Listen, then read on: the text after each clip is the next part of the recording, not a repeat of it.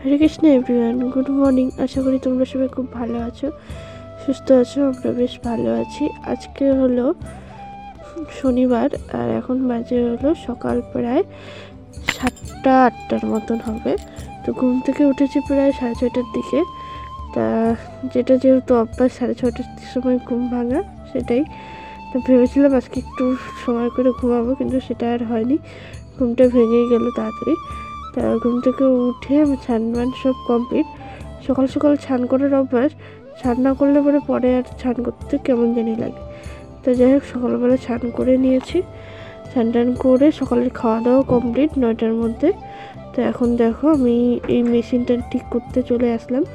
এই মেশিনটা হলো এই বাড়িতে থাকে, এটা হলো আমার মায়ের মেশিন, মা পেয়েছিল।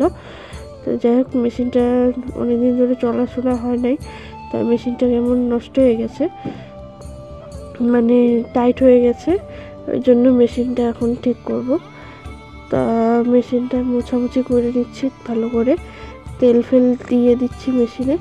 আর মাকে বলছিলাম যে ফিতা বার করে দাও। মা ফিতাটা বাঁধছিল, ফিতাটা ঢিলা হয়, আর ফিতাটা দেখে ছিঁড়েও গেছে।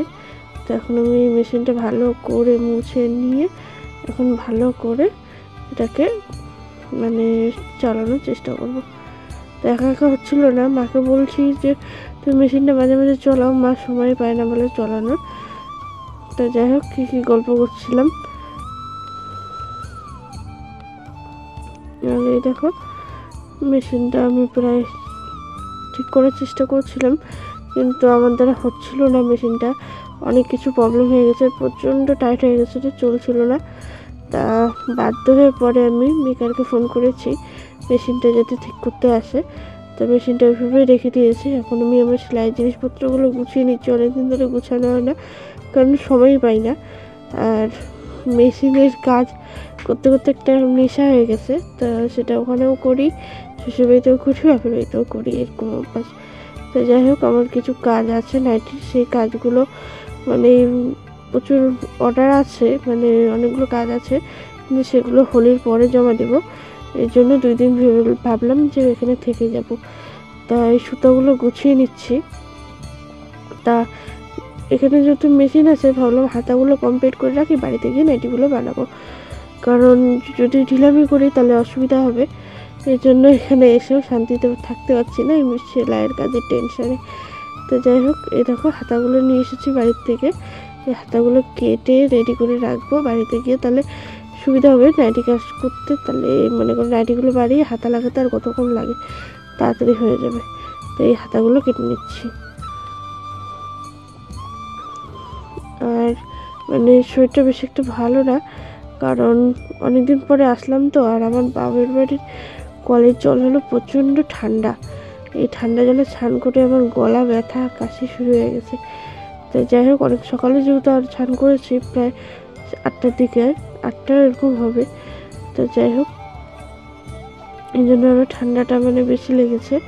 মারা তো গরম জল দিয়ে স্নান করে, তা মা বলছিল গরম জলের কথা, আমাকে নাল দরকার নেই। তো প্রায় এখন বাজে 12:30। সকালবেলা ভগবানকে প্রসাদ দিয়ে মা আমাকে খেতে দিল।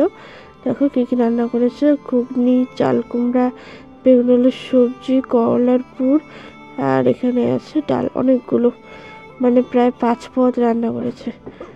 তো দুপুরবেলা খাওয়া দাওয়া অনেকক্ষণই কমপ্লিট হয়ে গেছে। এখন প্রায় সন্ধ্যাবাতি কমপ্লিট হয়ে গেছে, 7টার মতন বাজে। তা মেশিনে এসে ঠিক করে দিয়ে গেছে একটু আগেই। তা এখন ভাবলাম যে কাজগুলো করে রাখি, যেহেতু হাতাগুলো কেটে রেখেছি, এই জন্য কাজগুলো করার জন্য আমি এগুলো রেডি করে নিচ্ছি, হাতাগুলো। আর কালকে করতে পারবো না, কালকে আমাকে যেতে লাগবে কোচবিহারে বিশেষ দরকারে। আর মা এসে বলছিল যে মা করবে, আমাকে দরকার নেই, আমি করবো। মার মানে সেলাই করতো আগে, আর এখন না করতে করতে অভ্যাস, মানে কেমন একটা অভ্যাস হয়ে গেছে, মানে অতটা পায় না। আমি কি দরকার নেই, নষ্ট হয়ে এলে পরে আমি বকা খাবো, আমারটা আমি করিনি।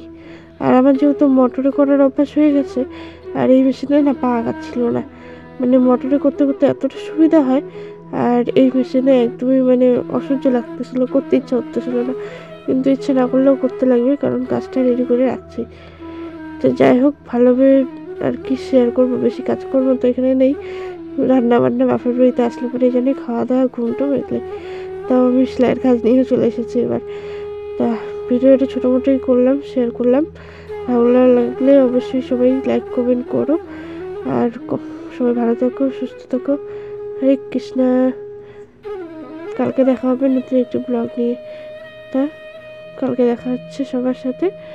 ভালো থাকো, সুস্থ থাকো। হরে কৃষ্ণা। বাই বাই বন্ধুরা।